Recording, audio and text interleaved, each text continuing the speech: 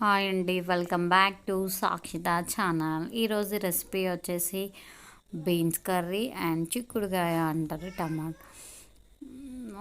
తగినంత ఆయిల్ వేసుకోండి, కొంచెం తాలింపు గింజలు. ఆఫ్టర్ దట్ బీన్స్ కొంచెంసేపు డీప్ ఫ్రైగా మగ్గించుకోండి. లైట్గా సాల్ట్ వేసుకోండి. Is the further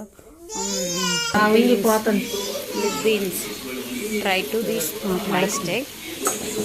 Please and share or subscribe, like.